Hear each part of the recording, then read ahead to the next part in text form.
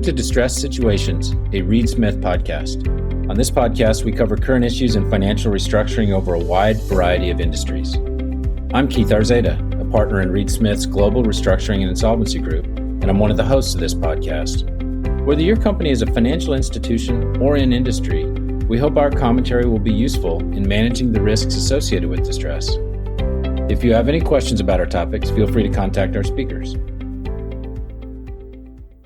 Welcome to the latest episode of Distressed Situations. I'm here with Claudia Springer. A couple of interesting points to make at the beginning of this podcast. First, we had some technical difficulties, but the beautiful thing about podcasting is you can't hear those technical difficulties because it's not live. Second, I want to say that I miss Claudia. She's a former Reed Smith partner, and she is now with Novo Advisors, and she is practicing in the mediation space. And Claudia, why don't you take a minute to introduce yourself and your career? That's great. Thanks, Keith. I appreciate it.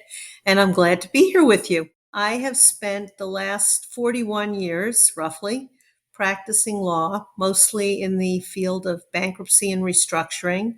And for the past 20 of those 41 years, I've spent it as a partner at Reed Smith, which I thoroughly enjoyed. Recently, I decided that it was time to start something new or somewhat new, even though I'm going to be using a lot of skills that I learned as a bankruptcy practitioner in this new career of mine. But I decided that it was time to do something a little bit different. And I partnered with a financial restructuring firm that I had occasion to work with several times over the past few years to start a mediation practice, and also to approach restructurings from the business side as opposed to the legal side. So I have sort of a hybrid practice, but I would say that my focus is on mediation. Thanks for that. Let me say first that we miss you at Reed Smith. We wish you the best in this new endeavor, and we are very grateful that you're spending some time with us today. Well, I miss you guys too. The one thing we like to do in this distressed situation is we have all these interesting people like you, Claudia, and one of the things that I like to ask is, what do they do for fun? So what do you do for fun? I have a lot of things now that I do for fun. I'd say that I have a little more time for fun. Well, let's see. I travel, just got back from a trip to Italy. So I'm starting to travel again, even since this COVID situation is hopefully getting better. And I also spend a lot of time with my family, with friends. I am big on exercising. I'm on the Peloton every day for at least an hour. And I'm a big reader, so I also enjoy reading novels, reading the newspaper the old-fashioned way, the actual newspaper, and taking walks with my dogs. So that's pretty much what I do for fun. So basically, you're following the blueprint of that book, The Blue Zones, right? You're being social, you're exercising, you're eating healthy, you're traveling, you're keeping your mind active. Yeah, I'm trying to, that's for sure. Well, we're on the same program over here. So let's kind of dive into business a little bit. Today's program is about mediation. And I think there's probably some folks that are listening that might not even have a good working definition of what mediation is, whether it's formal or informal. Can you give a little bit of a definition for what you see mediation as? Sure. Mediation is a form of dispute resolution where the parties come together in the company of a neutral party, who's the mediator, to try to resolve the disputes that they're engaged in. And the whole point of mediation is to allow parties to have a little bit of self-determination in terms of resolving their disputes. Otherwise, obviously, a third party is going to resolve the dispute one way or the other. And generally, that means that one side is going to prevail and the other side is not going to prevail. And what mediation enables parties to do is to have some say in how a matter is resolved. And neither party wins or loses in a mediation. Both parties compromise is essentially the way I define it. So let's cover a couple of quick things from a legal standpoint. Is it confidential? Yes or no? Yes, it's generally speaking When you say, is it confidential? The mediator's discussions with each party are confidential, and mediation itself is not discoverable. In other words, what is said in a mediation is not discoverable by the other side if the parties ultimately do not resolve their disputes and go to litigation. Is it faster or slower than letting the process of litigation play out? It's typically much faster and much less expensive. A lot of it depends on the party's frame of mind when they are mediating. And what I mean by that is oftentimes mediation is ordered by a court, and it isn't necessarily the decision of the litigants to mediate at that particular point in time. And that doesn't always bode well for resolving a dispute if both parties are not yet at the point where they're ready to engage in some sort of compromise. However, if the parties are in that frame of mind, or if they can be convinced that that's the best road forward, then it's much faster than litigation. Even in bankruptcy court, where litigation is relatively on a fast pace, it's faster than that. So the goal in mediation is to resolve a dispute. I've often heard people say that a settlement is a good one when both sides are unhappy. What do you think about that? I think that's probably true. I think when you settle a case, you're never going to get everything you want. And I always say to people, don't tell me what you want, tell me what you need to have. You absolutely need to have. That can be a very different thing from what parties want. I think that compromise always means you're not going to walk out a clear winner or a clear loser. So depending upon your perspective, yeah, you may be unhappy because you may have to write a check to the other side, which you never thought you would have to do or should do, or you may have to accept far less than you thought you would have to accept from the other side to resolve the dispute. But you have to look at it from another perspective. I mean, you have to look at it from, what am I gaining by being able to resolve this dispute without litigation? Obviously, the costs are much less, but there are other costs aside from pure paying lawyers and paying experts and so forth. There's the cost to the business that occurs when one is involved in a major piece of litigation. And what by that I mean, there's so many distractions to having to litigate a matter. I was once involved in a protracted litigation in bankruptcy court, and the CEO of the company, who was really needed at the company, which was in bankruptcy for a reason, was in court for a month. And during that time that he was in court every single day, that company was losing value to the point where at the end of the mediation, the company was all but out of business. So that's an extreme example. But what I'm trying to point out is that there are costs other than the obvious ones to parties when they are completely focused in a dispute, as opposed to trying to resolve things and then get on with their lives. So let me recap what you said. In short, what you're saying is if I come to mediation wanting the sun, the moon, and the stars, I'm probably going to walk away unhappy. And mediation is an opportunity for people to avoid some of the less obvious difficulties of litigation, like the time spent preparing, like the time spent producing documents, like the time spent attending hearings. So it's too bad we don't have the LA law system of justice in this country where we just have a quick trial and it'd be done in 30 Right, minutes. It doesn't happen that way, right? right. It's not a TV show. Yeah. It's real life where you are, you're also on a schedule that is dictated by a third party. It's not the schedule that you might want. Say, I've got to get this resolved by X date. Well, the court may not have time to listen to hear you by X date. And there are other parties involved whose schedules are also taken into account. So there's so many reasons why mediation makes a lot of sense. And especially with distressed companies where, there isn't a whole lot of money or time to be litigating disputes. And oftentimes the litigation takes over and the restructuring takes a back seat. in our field, I think it's more important than in most others to try to resolve disputes quickly. I could not agree with you more, Claudia. A lot of my most successful resolutions have come via mediation. I want to take a minute here and take advantage of the breadth and depth of your experience and ask you to tell a couple of your favorite stories, starting with what was your first experience with mediation, and then we'll ask about your first experience as the mediator.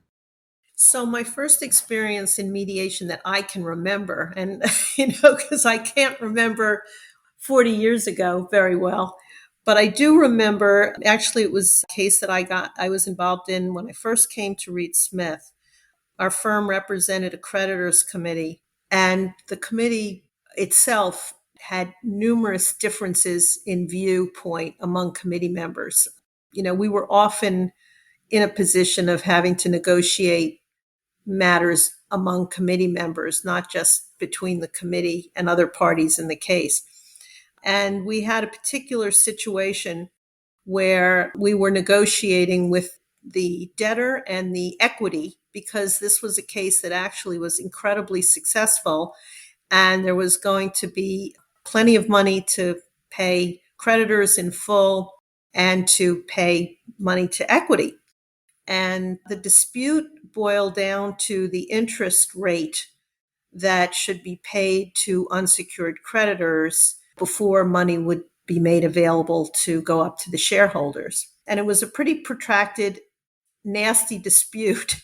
And as a mediator, we hired a pretty well-known judge in this jurisdiction. He was a retired federal judge to mediate. And I remember walking into a room, and there was a long conference room table, and there were probably 30 people sitting around the table. And the judge sat down, the mediator sat down, I should call him, and he basically said, okay, well, you're at this number and you're at that number, so maybe we should just cut the baby in half. And he completely misread the situation. I mean, it was a really high level group of individuals and lawyers and parties. And he wasn't prepared for that. We could have done that. We all looked at each other and said, wait a minute. Why are we paying you for this? This is crazy. If it was a matter of dividing by two, we could have done that on our own, right? Exactly. And one of my good friends at the bar, who is now a mediator, and he was a very fine firm for many years as a practitioner, said to me that one mediation was the reason I went into being a mediator, because I realized how much good mediators are necessary and how somebody who really isn't prepared and really just thinks that they can walk into a room and say, okay, you're at this number and you're at this number, so we'll just divide the two. That is not what most parties need. Most parties need somebody who understands the case, understands the facts. You're not there to take one point of view or the other, but you are there to point out to each side, or as many sides as there are, some of the deficiencies in their case. Because oftentimes the lawyer for one side cannot really convince their own client that their case is not necessarily as good as they think it is. And it takes somebody who is really impartial, who can say, well, okay, here are all the strengths that I see, but then here are the weaknesses that you have. And you're going to be arguing this in front of a judge, a jury, whatever. And who's to say that they're going to agree with your side of the story? Who's to say that they're going to think that what you're saying is the way it happened, or what you're saying is the way it should be? So I think sometimes it helps, and it helps the lawyers too, frankly, for both sides, to have somebody else there that can point out to a party that their position might not be as strong as they think it is. And maybe you really have to think about compromising and coming up with a solution that works. So going back to that mediation that springboarded your career as a mediator, Should that guy have come in and listened first and given the parties a chance to have a bit of a catharsis and to feel like they had been heard before they immediately broke into compromise? That's the way I think the best mediations are conducted. I think the best mediations are ones where, first of all, I think where the mediator is prepared. What I tell the litigants to do is to give me, in advance of the mediation, anything that they want me to read. In other words, I tell them, I'm not going to go and get every pleading that's been filed in the case, unless you want me to, and start reading every pleading in the case. You give me the pleadings that you want me to read, and the other side can give me the pleadings that they think I should be reading. And obviously, I ask both parties to give me a mediation statement in advance of the mediation. And then when I come into the room, we have our introductory remarks, but then I take each party aside in their own separate room and I sit and listen to them. And oftentimes what you hear from them is frustration, anger. It's the history as they see it. They want to vent. They want to feel as if they've gotten their ability to tell you why they think they have been wronged. So I want to jump in there and tell you a funny story that happened to me. So I am not a mediator, but the Tarrant County Bar Association teamed up with the Tarrant County Municipal Courts to clear out the docket many years ago. And I was mediating a dispute. It was about a $500 dispute. This was just a volunteer effort by me. So this is not for pay. I'm not a good mediator. It's not something I really was doing, but I wanted to volunteer and help out. The plaintiff in this case came in and said, I'm owed $500 for whatever reason. And the defense really spoke to me for about 20 minutes of why they were not liable, why they should not pay. But really, all it was just an expression of frustration. And at the end of the day, they paid the entire amount asked by the plaintiff once they had had the opportunity to get it off their chest. So they walked out with zero compromise. They paid absolutely what they'd been sued for, but felt great doing it because they got a chance to get it off their chest. Now, I know that's an outlier. That's not every mediation. I do think that from a counsel standpoint, when I take someone to mediation, oftentimes that ability to just talk about the case and feel like you have some element of control instead of just doing what the lawyers tell you all the time brings the parties to a position where they're ready to compromise. Yeah, I mean, if any of your listeners want to read a great book, I really admire Ken Feinberg. In case you don't know who that is, he's one of the best mediators probably in the world. And he mediated all of the 9/11 victim claims. And he wrote a book. He's written many books, but one of his books that I thought was really very poignant and really affected me was What is a Life Worth? And he tells the story about meeting with every family that wanted to meet with him that lost a loved one in 9/11. And, obviously you had people from all walks of life that were killed in that horrible situation. But his job was to figure out how much each person should get, each family should get from this fund that was set up for the Wow. victims. What a difficult job. And it's really difficult because you can't, yeah, I mean, when you look at, for example, the earning potential of a firefighter or a police officer versus the earning potential of an investment banker or a lawyer in a private firm, they're very different. You don't know what could have happened with that person's life. You can only work with the facts as you know them. And obviously, the hurt that every family experienced had nothing to do with how much money the person was earning or what their earning potential was. I mean, you lose a father, a husband, a wife, a child. I mean, it's an indescribable pain. And he had to meet and did meet with every single one. And he talks about the fact that so many of the people just wanted somebody to hear them out, just wanted somebody to listen to the stories about their family member that they lost. I mean, at the end of the day, the money was secondary to the fact that they needed to just tell the story of the person that they lost and how important that person was in their life. And he managed to resolve almost all of the claims. Very few of them ultimately were litigated.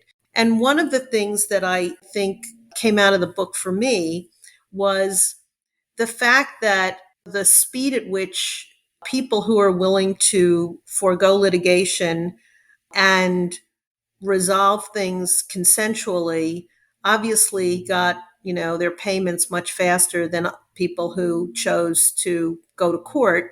And for somebody who's in a situation of distress and also just wants to make sure that they have money to support their children or whatever, it was a tremendous help that they were able to resolve these things relatively quickly and not have to have it drag out.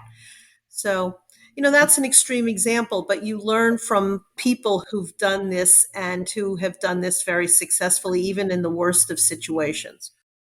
Yeah, I'm telling you, doing financial work, the problems that we encounter almost always pale in comparison to loss of life. Right. I'm grateful for that. One thing I wanted to talk about and bring it to back to financial distress is I see oftentimes the need for mediation to be more focused and more necessary, and the need for speed is much greater in a financially distressed circumstance. And so your example of the CEO that was spending time in court versus running the business hits home for me, because I oftentimes feel like in a distressed situation, the patient is on the table, the operation has begun. We ought to let the doctor go ahead and finish that rather than dealing with the paperwork of getting the billing done correctly, is the analogy that I use. Right. So when you come into a distressed circumstance where there's maybe ongoing litigation, an open bankruptcy, cash flow problems, what's the point in time where you say, okay, now's the time to mediate this dispute?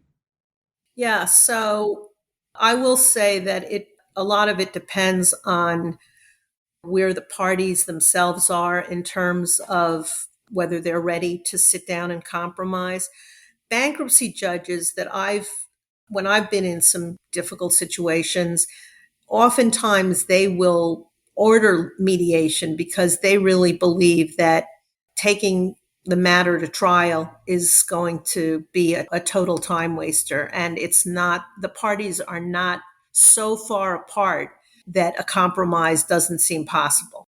So oftentimes I've been involved in mediations because the bankruptcy judge says, you guys need to resolve this. And I'm going to, and oftentimes they actually appoint the mediator. It's sometimes another bankruptcy judge or a district court judge who they believe has the time and can get something resolved successfully. But as I said before, it often depends on the party's mental state and whether they really are ready to compromise. I had a case years ago involving a very large hospital system. My client was the chair of the creditors committee. The creditors committee, sued one of the big four accounting firms. This litigation went on for the better part of 9 or 10 years. There were so many different parts of this litigation that went from bankruptcy court up to the district court, up to the circuit court, then back down to the bankruptcy court. And all along the way, we tried to mediate this case. And we had several different judges that took turns trying to resolve the case. Ultimately, we got there, but it took on a life of its own. It just seemed to go on forever. And I think that part of the reason for that was that until discovery was taken, and a lot of things came out during discovery that were not really great facts for the defendant in the case. The defendant just really wasn't motivated to write a big check. And there were offers made, but the committee rejected the offers. Ultimately, when things became known that occurred, and it certainly appeared that there could be a massive judgment against the defendant in this case, then they, I think, came to the table ready to compromise and offer something meaningful. And I don't even know at that point that it was really the mediator that made all the difference. I think it was really the situation that things just didn't look so great for the defendant in the case, and they realized that they had to come to the table with a more meaningful number. All right. So we're getting close to the end, and I want to end on a final question. So the question is, what's your favorite mediation story or moment? I'll tell you, for me, my favorite part about mediation is that you roll into mediation 9 o'clock sharp. You're in your best suit and tie. Your client is with you. And the very first thing that happens is the mediator says, "What would you like to order for lunch?" Every single time. And I always think, well, obviously nothing's going to happen before lunchtime because you're making me eat here. Right. And my experience in mediation is that the most action packed period is the last hour. That's when all the action is. I think my favorite mediation story was I was involved in a mediation years ago, and my client was one of 12 defendants in a pretty big case. And we had a great mediator, but he did not believe in person mediation. He believed in only doing things by phone. And so I convinced him, because he's a good friend of mine, I convinced him that you've got to do the first meeting in person. So he begrudgingly did that for me. And he had, lawyers from all over the country sitting around, and everybody went into their own rooms, and he's going back and forth and back and forth. And almost nothing happened that day other than we all sort of gave him our view of the situation and why we were right and the other guy was wrong and yada, yada, yada. But after that, he literally every single day called all of the parties. He did what has always worked for him, where he would get on the phone every day with each party and talk through the facts and tell them why he thinks there are strengths on their side and there are weaknesses to their story, and what he thinks would be a fair settlement. And ultimately, he was successful in settling all but two, I believe, of the defendants, who ultimately went to trial and went up to the circuit court with the case. And he probably thought, if you'd have just given me more time, I'd have worn them down too, right? I think no matter what, they were going to litigate it. They were so certain that they were going to prevail, and they didn't want there to ever be a chance that anybody else would bring what they considered to be a nonsensical case. It's hard to tell you without telling you the facts, but it involved an integral part of their business, and they needed a decision by a circuit court. So I don't think they would have settled no matter what, unless, of course, there was just a walk away and they weren't asked to pay anything. So everybody else resolved it through a payment, but we all felt that ultimately it was the right thing to do. And as I said, the benefits of mediation and resolution, it saved time, it saved money.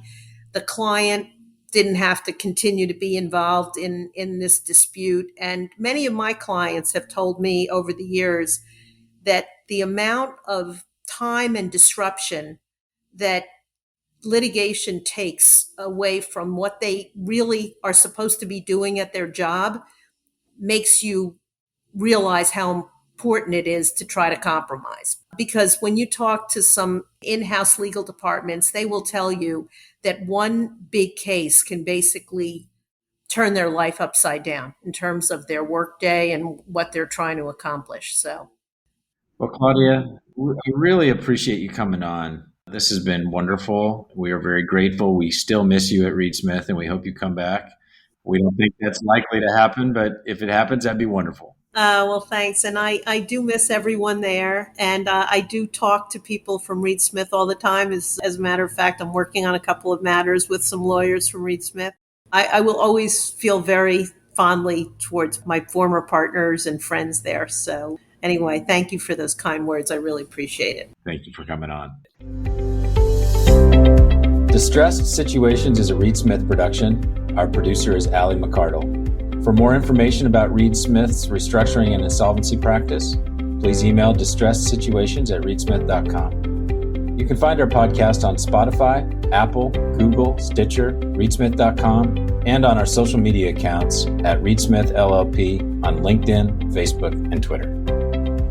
This podcast is provided for educational purposes. It does not constitute legal advice and is not intended to establish an attorney-client relationship, nor is it intended to suggest or establish standards of care applicable to particular lawyers in any given situation.